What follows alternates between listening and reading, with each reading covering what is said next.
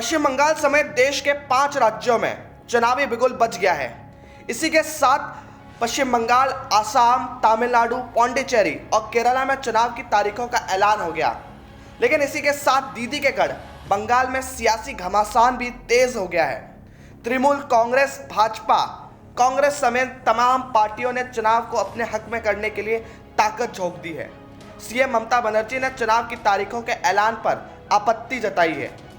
ममता बनर्जी ने कहा कि असम में सिर्फ 3 राउंड में ही वोटिंग होगी।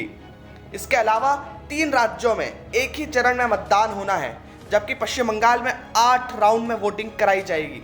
ये बात गलत है। चुनाव आयोग के ऐलान के तुरंत बाद प्रेस कॉन्फ्रेंस करते हुए ममता बनर्जी ने यह बात कही। दरअसल पश्चिम बंगाल में 8 चरणों में मतदान होगा। बंगाल में 27 मार्च को पहले चरण के लिए मतदान होगा, दूसरे चरण में 1 अप्रैल को मतदान होगा, तीसरे चरण में 6 अप्रैल, चौथे चरण में 10 अप्रैल, पांचवें चरण में 17 अप्रैल, छठे चरण में 22 अप्रैल, सातवें चरण में 26 अप्रैल, आठवें चरण में 29 अप्रैल को मतदान होगा, जबकि मतगणना 2 मई को की जाएगी, यानी नतीजे 2 मई को आएंगे। चुनाव आयोग की तारीखों के ऐलान के तुरंत बाद ममता बनर्जी ने प्रेस कॉन्फ्रेंस करते हुए चुनाव आयोग पर गंभीर आरोप लगाए। इस दौरान ममता बनर्जी ने बंगला कार्ड खेलते हुए कहा कि पश्चिम बंगाल में कोई बंगाली ही राज करेगा।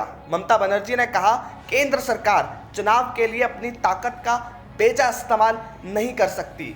हम अपनी लड़ाई लड़ लेंगे। हम चुनाव आयोग से कहेंगे कि वो इलेक्शन में पैसा का गलत इस्तेमाल न करे। ममता बनर्जी ने सीधे तौर पर पीएम मोदी पर हमला बोलते हुए कहा कि आप पीएम के तौर पर अपनी ताकत का इस्तेमाल कर सकते हैं, लेकिन भाजपा लीडर के तौर पर ऐसा न करें।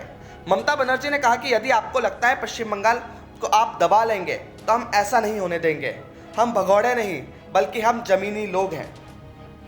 गौरतलब है कि बंगाल में 1952 से लेकर 2016 तक 16 बार विधानसभा चुनाव हुए हैं।